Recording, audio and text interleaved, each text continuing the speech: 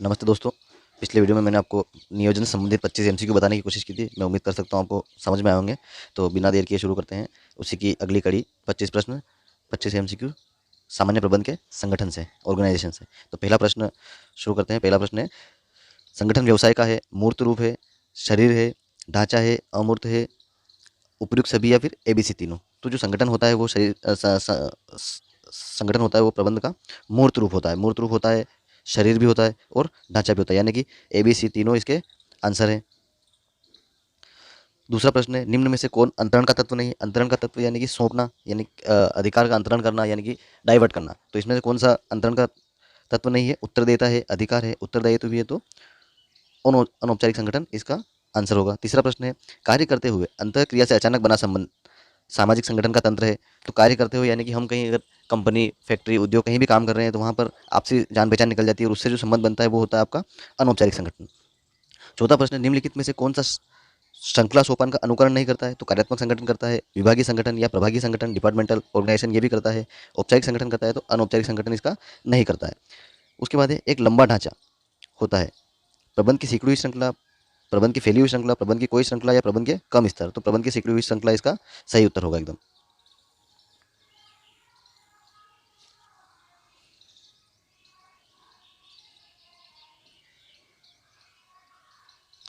छठे प्रश्न की ओर बढ़ते हैं। केंद्रीकरण से तात्पर्य, केंद्रीकरण का अर्थ होता है कि शक्तियों और अधिकारों को छोटे छोटे भागों में बांट देना, पर निर्णय लेने का अधिकार मुख्य रूप से उच्च स्तर के पास रखना। तो निर्णय लेने में अधिकारों को सुरक्षित रखना, निर्णय अधिकारों को बिखेरना, प्रभावों का लाभ केंद्र बनाना या नए केंद्र शाखाएं खोलना। तो इसका ऑप्शन जो हो जाएगा पहला, निर्णय लेने में अधिकारों को सुरक्षित रखना, जबकि उनको अधिकार बांट भी देते हैं उसमें, पर मुख्य निर्णय अपने पास रखते हैं।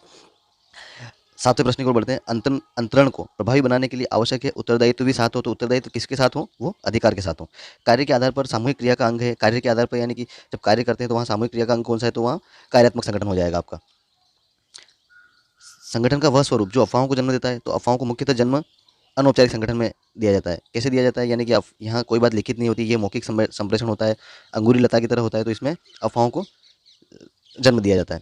फिर 10वां है, भारार्पण का आशय है। तो भारार्पण और अंतरण दोनों एक ही चीज़ है, तो इसका आशय होता है अधिकार सौंपना। इसमें पहले से उत्तर दिया है आपको, अधिकार सौंपना। अगला प्रश्न है आपका, उत्पाद पंक्तियों के आधार पर क्रियाओं का समूहीकरण का अंग होता है। उत्पाद पंक्तियों के आधार पर क्रियाओं का समूहीकरण एक अंग होता है। तो इसका जो उत्तर आएगा आपका विभागीय संगठन या प्रभागीय संगठन। प्रभागी और विभागीय में आपको कंफ्यूज नहीं होना, दोनों एक ही बात है।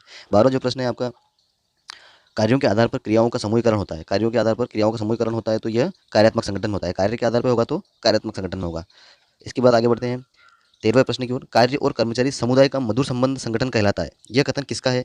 तो यह कथन है मिलवर्ड महोदय का। मिलवर्ड महोदय ने कहा था कि कार्य और कर्मचारी समुदाय के मधुर संबंध बनाते हैं या मधुर संगठन कहलाता है।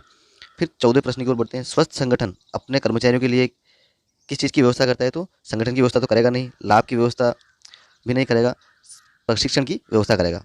उपयुक्त सभी भी नहीं आएगा, इसका प्रशिक्षण की व्यवस्था करेगा। अगला है, संगठन को किस प्रकार का होना चाहिए? तो संगठन को किस प्रकार का होना चाहिए? स्थिर नहीं होना चाहिए, हमेशा आगे बढ़ता रहना चाहिए, और ऐसा होना चाहिए कि उसमें कोई भी परिवर्तन समय परिस्थिति के अनुसार किया जा सके, यानी कि लोचपूर्ण होना चाहिए। फिर है, स्वस्थ संगठन को अपने कर्मचारियों के लिए व्यवस्था करनी चाहिए। ये प्रश्न थोड़ा रिपीट हो गया है, तो इसमें प्रशिक्षण।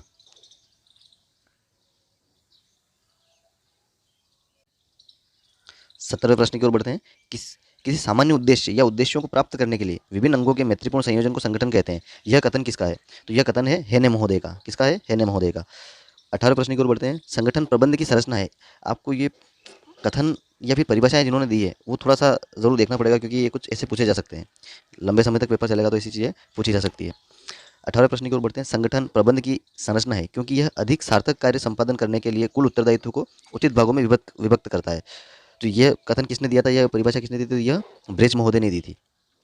19वें प्रश्न की ओर बढ़ते हैं। संगठन प्रशासक द्वारा निर्धारित उद्देश्यों की प्राप्ति के लिए एक मशीन है। तो यह कथन किसने दिया था? तो यह डेल योडर महोदय ने दिया था।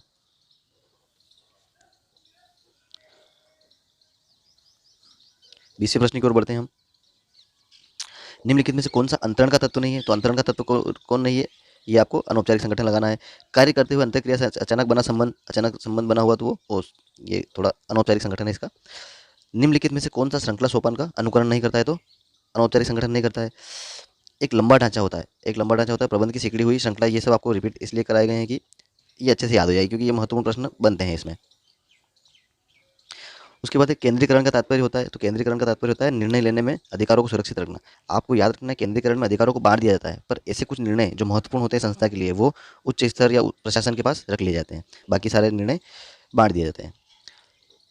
भारार्पण सदैव, तो इसमें थोड़ा सा ध्यान रखना है। भारार्पण सदैव यानी कि अंतरण या भारार्पण एक ही चीज़ है। तो भारार्पण सदैव नीचे की ओर होता है ना, ऊपर से नीचे की ओर आदेश दिए जाते हैं। उसके बाद अंगूरी लता संप्रेषण को, अंगूरी लता संप्रेषण यानी ग्रेप वाइन कम्युनिकेशन, इसका अर्थ होता है अनौपचारिक संप्रेषण, और इसको मौखिक संप्रेषण भी बोला जाता है। तो अंगूरी लता संप्रेषण को मौखिक भी लिख सकते हैं आप, और मुख्यतः आप अनौपचारिक लिखेंगे, अनौपचारिक संगठन।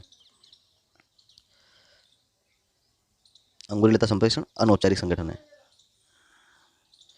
बिना किसी औपचारिकता के पूरा हो जाता है वो। औपचारिक संप्रेषण में, तो ये जो 27वां प्रश्न, औपचारिक संप्रेषण में निश्चित होते हैं, क्या निश्चित होते हैं? अधिकार और कर्तव्य। क्या निश्चित होते हैं? अधिकार और कर्तव्य निश्चित होते हैं। ये 27वें प्रश्न का आपका उत्तर है। औपचारिक संप्रेषण में अधिकार और कर्तव्य निश्चित होते हैं। अगला है आपका अनौपचारिक संप्रेषण में, या अनौपचारिक संप्रेषण ये मौखिक होता है ना, तो इसको याद रखना है। अनौपचारिक संप्रेषण जो आपका है मौखिक होता है। अगला प्रश्न, विकेंद्रीकरण अधिकार अंतरण का विकसित रूप है। तो ये विकेंद्रीकरण जो है अधिकार अंतरण या भारार्पण का विकसित रूप होता है। धन्यवाद दोस्तों।